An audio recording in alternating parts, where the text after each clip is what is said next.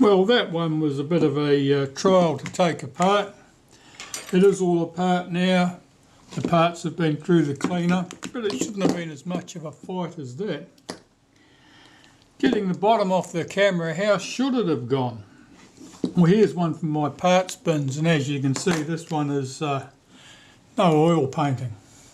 The oil paint might describe the state of this. I think someone's covered this in, I don't know what that is, a lacquer perhaps? Something odd. Presumably to improve the look of the leatherettes. It's fair to say it didn't improve the look of the leatherettes. I don't know how ugly they were before they made that mistake, but it's unlikely they were ugly, that ugly. It's a varnish or something. I suspect it's something like polyurethane, something of that nature. But it's all glued up with this stuff. Let's see if I can get this off, and we'll have a go at getting all the advanced lever off, and it should not be a fight. Typically they go fairly well. Let me start with this thing anyway. Okay, so this is all gummy. You can see all the rubbish in there. That's just because some clown's done whatever they've done with this. Now, interestingly, the leatherette patch on the advanced lever has not been damaged in the same fashion. So it's difficult to know what they did and why they did it. Just putting a drop of naphtha on there. I think that might help soften that adhesive. It certainly did.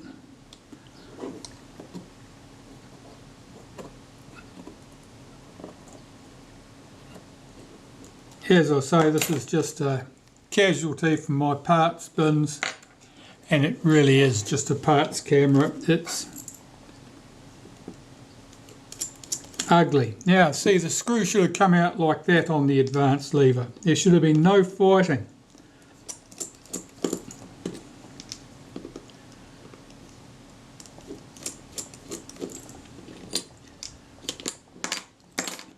The leatherette, now this leatherette, it's gooey. It's been seriously damaged by whatever muck's been put on here, and the leatherette is rubbery with it. So whatever the solvent content of whatever that lacquer or varnish was, it's caused this leatherette to go soft and gooey. There's nothing on this leatherette that's worth saving. It's lost all its finish underneath that mess. So I'm just going through the motion of removing it carefully for the practice, you might say. Yeah, it's gone all rubbery. Normally I don't apply naphtha unless I've got a good reason to. Sometimes when you're going to peel the leatherettes, the adhesive, as you slide your scalpel under there, it's got a rubbery or a gummy feel to it. That's usually an indication that naphtha is likely to soften that adhesive and make it easy to get the leatherettes off. Of course, you want the leatherettes off in one piece.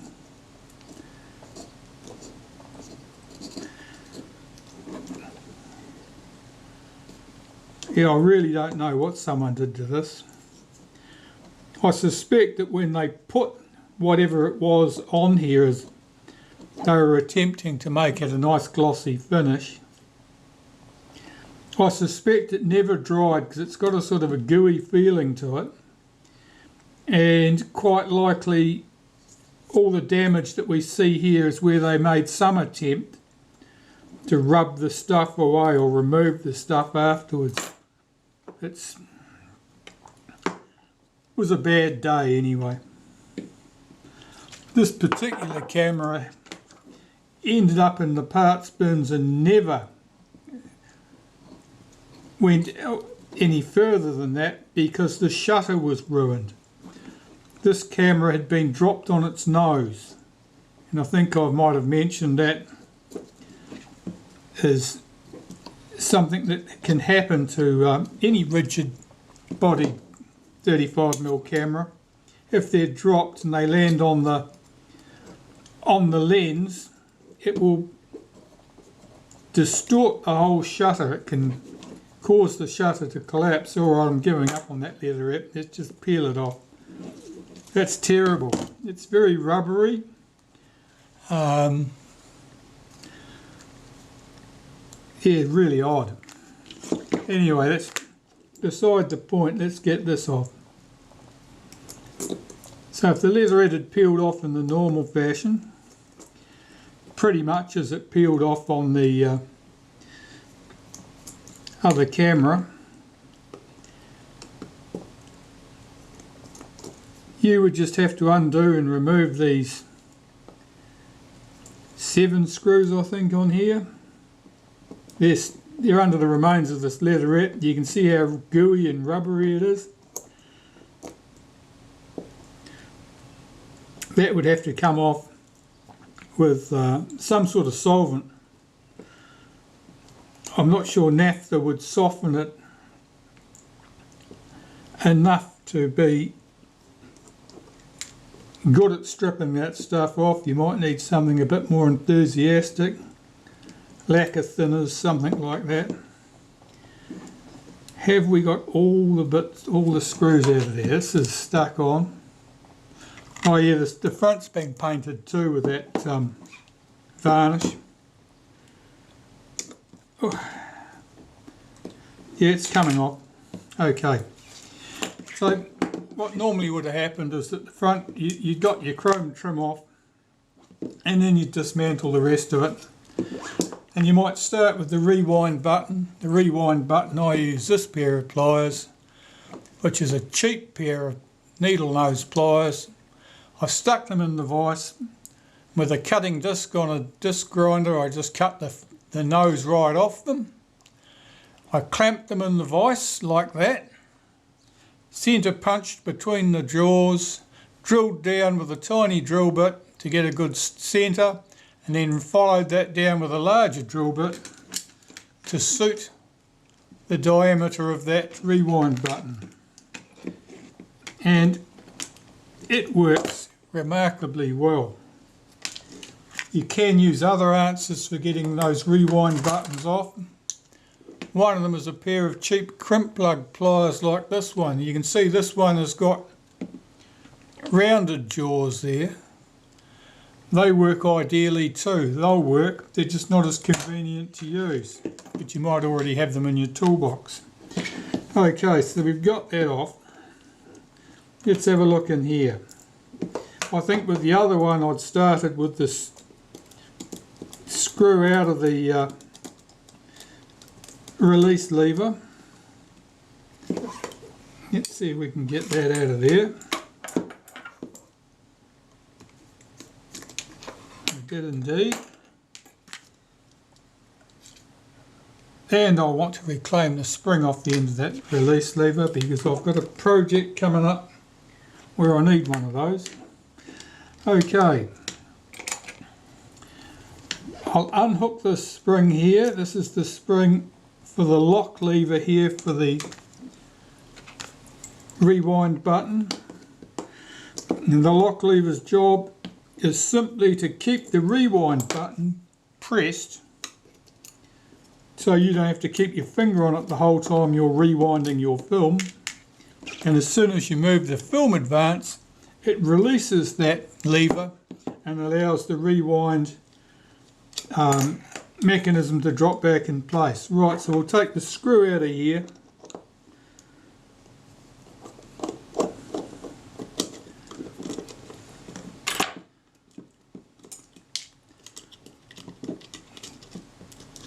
unhook this lever from the top. Okay, something interesting there I'll show you in a second,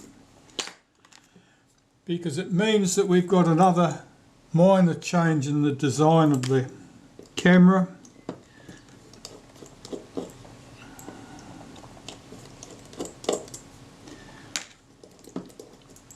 Now this one certainly has been serviced before. The position of this spring has been put on upside down. So that means that someone's been in here and they've done that to it.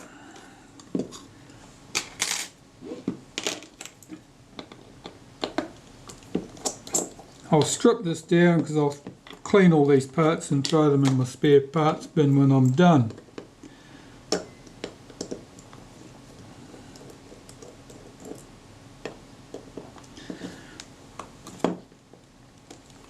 But cameras normally come apart like this. They're normally not a fight. Normally everything just comes apart without a great struggle. I'll just take the screw out of the sprocket shaft here.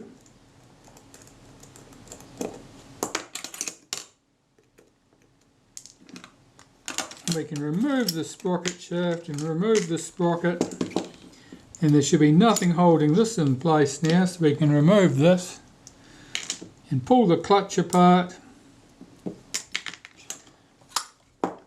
and that would just leave us with our film advance shaft in the bottom of the camera. So you just rotate this a bit till you expose the 3 screw heads that hold this in place.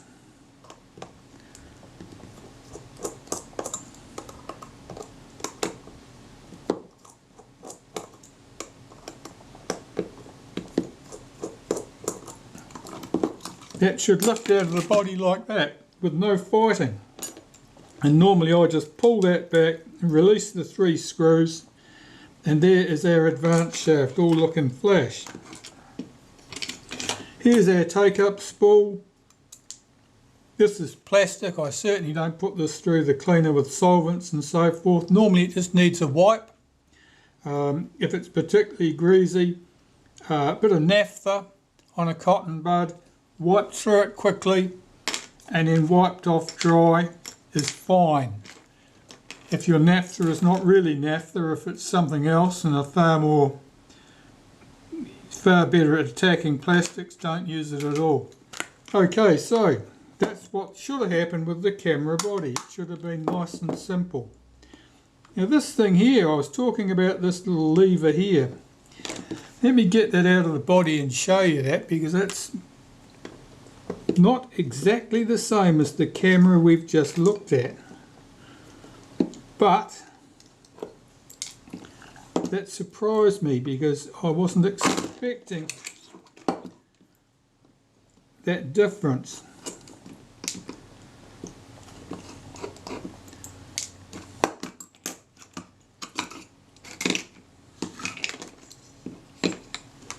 Oh, there's a spring floating around loose in here. That one would have come off the shutter release,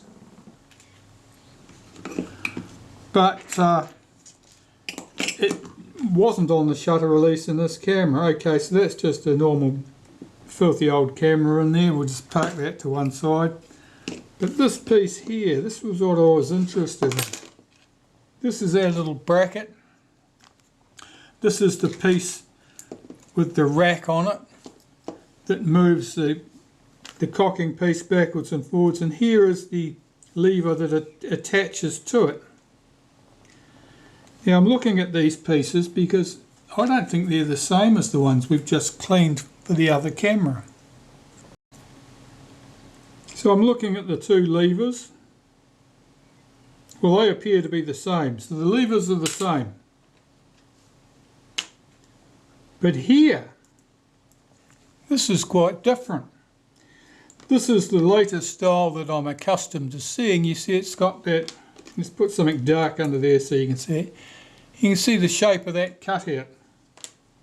This one has just got a rectangular cutout. Now I'm not accustomed to seeing that on one of these cameras. So it means I am guessing that this must have been an intermediate one with that rectangular cutout, because this is the style I'm more used to seeing. This one here, once that lever's hooked in there and rotated into position, it sits in there very well. You know, it's not inclined to wander about.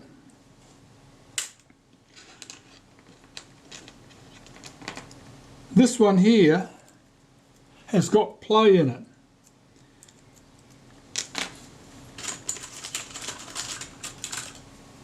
So there's lost motion available on that one, but I don't think there's any on this one.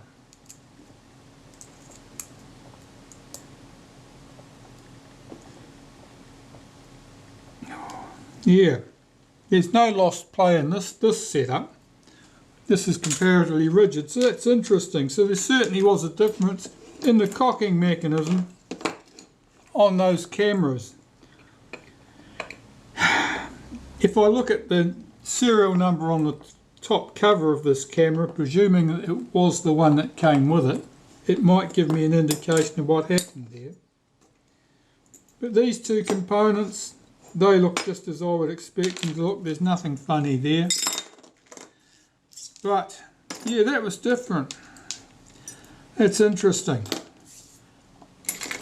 I think I've seen one like that before,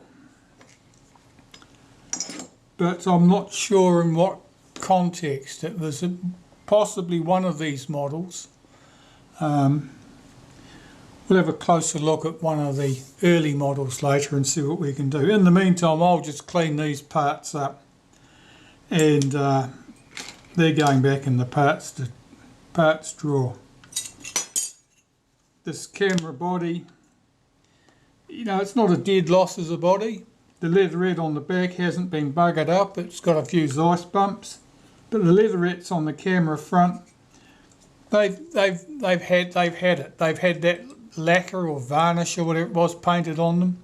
Well, we know what it did to the leatherette on the base of the camera, and I'm picking. If you look at that, this is the top of the camera here and this is the bottom here. I think a generous layer of that crap was put on there, and it's run down, and it's been very thick at the bottom.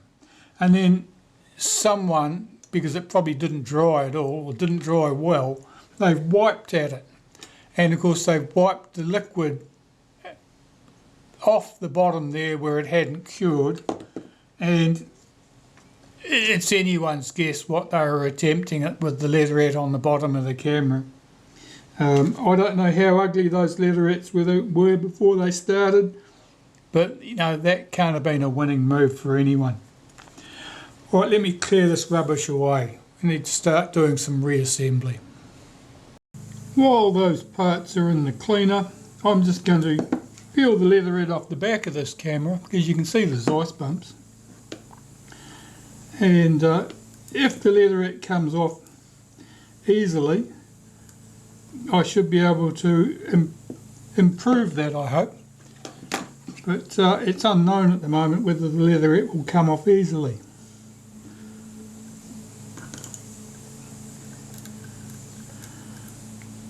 Typically when you've got Zeiss bumps, that there is corrosion beneath the leatherette, and it's most likely it will break the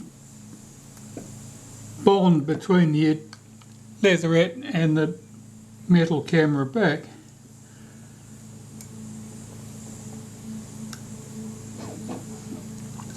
Now, anywhere you're taking leatherette off something like this, it'll be most stuck right on those corners, right on the edges. It's always where it sticks the hardest.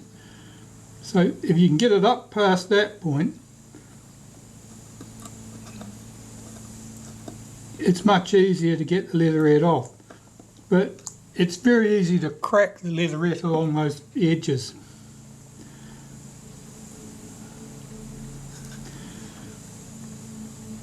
This leatherette is quite well stuck by the feel of it, so I've got to go quite carefully here and I don't know how brittle the leatherette will be. It doesn't appear to be too bad, but if I can't get it peeled up around this edge fairly easily, I'll give up at this stage and I'll just put some glue back under that edge and put it back down.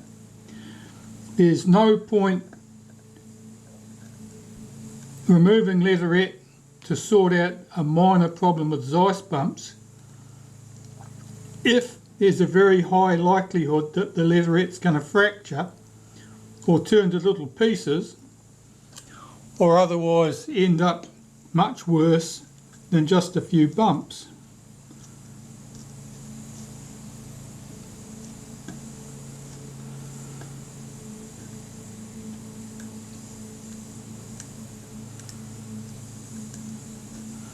Now with the scalpel here, I'm keeping the edge of the blade down hard against the camera back so as not to cut through the leatherette, but I'm using a levering action more than a cutting action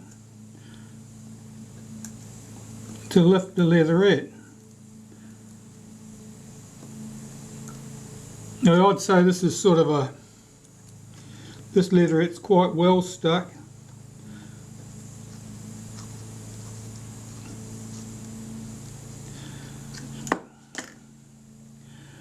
No, I'm going to give up on that. I don't like my chances of actually getting that leatherette off in one piece without inflicting more damage than I already see there. So yeah, sometimes you've got to experiment a bit. So I'm just going to take some naphtha on a Q-tip, a cotton bud, just run it down underneath there to lift off any dust and dirt and rubbish, failed adhesive, and then I'll apply some adhesive and stick that back down. There's no future trying to be a hero and sort problems where you are really unlikely to have a successful result. So I'll apply some adhesive to a piece of paper. That's the stuff I use. It's a contact adhesive, somewhat similar to Plyo Bond. But it's something we get here in New Zealand. Yeah, I've just got to get this up under the edge of that leatherette, hopefully without running it over everything else in sight. That'll do.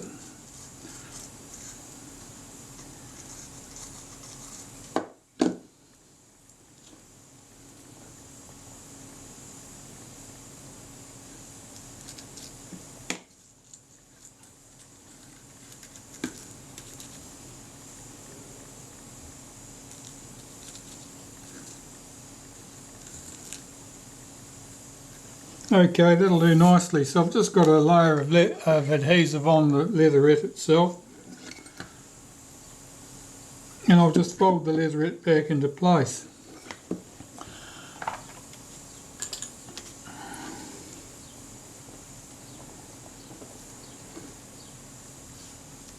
Just clearing away a bit of excess adhesive there. And the leatherette should just go back in position and be no worse and no better than it was before I decided to explore and discover whether that leatherette would come off in one piece. I have got another camera that I've recently stripped the leatherette off the back of because it was worse than this, but I was able to get it back on virtually bumpless. So I'll show you that video somewhere along this series. I've got first I want to cover just the straightforward strip, clean and reassemble. Then I'll show you a few clips where there are variations or are struck strange problems. there are always problems that you strike when you're not expecting them. I mean, this particular camera, I mean, I wouldn't have predicted that I was going to have so much trouble getting the base off the camera because of those rusted screws, but I did. The reassembly process. Okay, I'll start here by applying some molybdenum paste through that hole and on that surface there.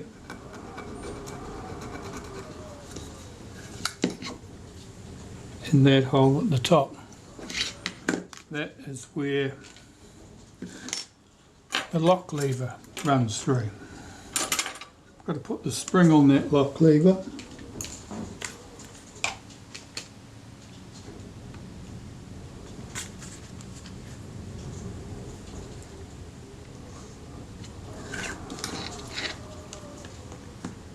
Just get this in place.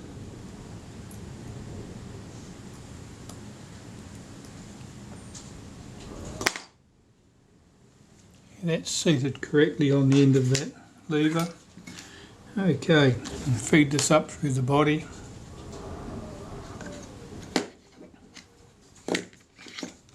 Be careful with the end of that spring that you don't catch it on the body and damage it. I'll just guide that up through the hole with the tip of the tweezers, making sure I don't damage that spring. That spring, when it's in its working position, sits over here.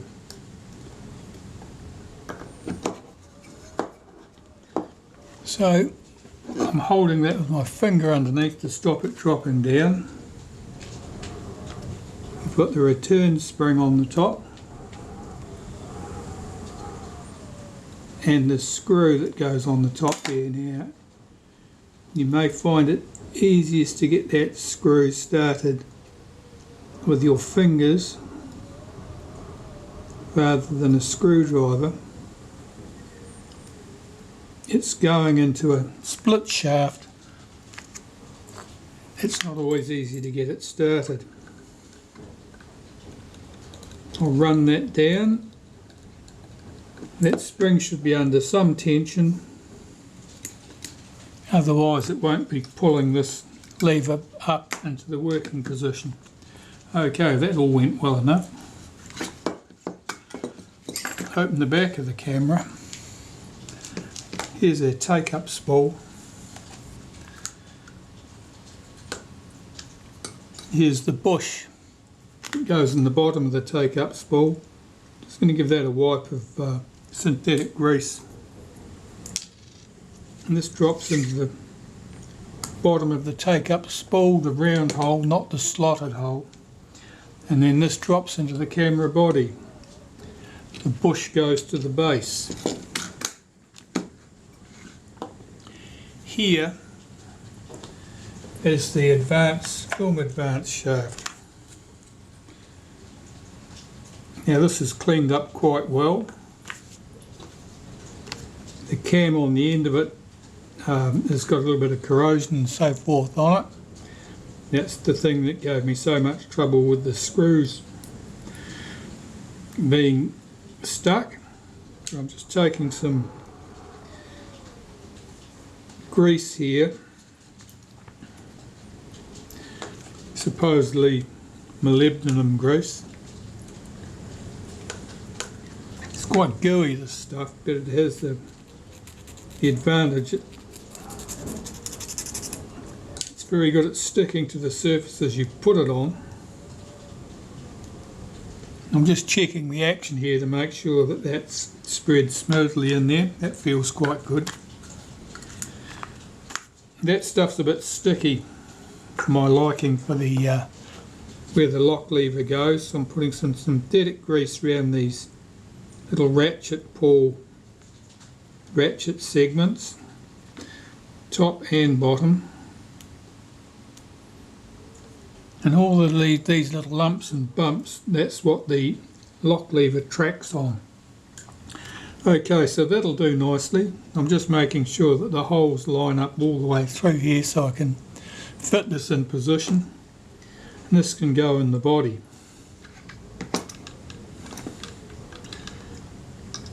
I need to pull that release lever back out of the way, making sure I don't damage the spring. And this should drop into the body, and if everything goes smoothly, I'm just holding that with my finger, that the take-up spool here is down, that everything went nicely into there. There's the spring on that advance shaft, sometimes it drops out of its position and then jams up in here, in which case you've got to pull it out and push things back together again. But that's good, you can see that there's free movement there, nothing's out of place. Alright, so with that in position, this is the neutral position, or it nearly is. This is the neutral position here. This is where I want to start. This cutout here would normally be where the lock lever goes. This being the release lever. This is where the lock lever would go on a 3C camera. Did I call that the lock lever before? I only did that to confuse you. That's the release lever. So there are 3 nickel plated screws to go in here, and these ones are ones that I've recovered, or at least 2 of them are ones that I've recovered from that parts camera I took apart, because the ones that I got out of here looked pretty ugly by the time I'd finished getting them out. So 3 screws go in there. I won't put the 3rd one in there immediately, I'm going to put that in later. I'll show you why in a minute. Okay, so that part's done. I want to assemble the clutch assembly and put all that in here. Here's the clutch assembly, consists of 3 pieces.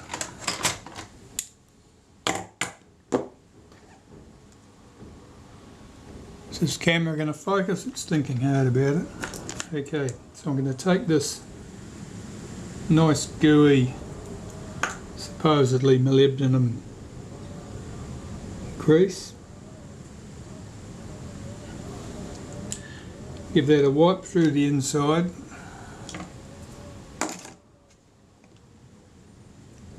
Alright, here's the centre of the clutch. There's a notch on the top there. There's a little tab on one end of that spring. Drops into that notch. The spring then lies neatly in the groove, and we've got to compress this to get it inside the outer case. Now I use these crimp plug pliers to squeeze that gently, and I rotate this to pull that spring in, then placing it down on the bench, taking my clutch, and this clutch here, you can see it's got a groove around the inside. That goes down. Slide that on there, and that's the clutch assembled. Now the clutch always moves smoother in one direction than the other, and that's normal. And by luck or design, the smooth direction is the correct one. So I'm taking some synthetic grease. You can get a wipe through the centre. Drop that over the film advance shaft and rotate it till it drops and engages with the top of the take-up spool. That went smoothly enough.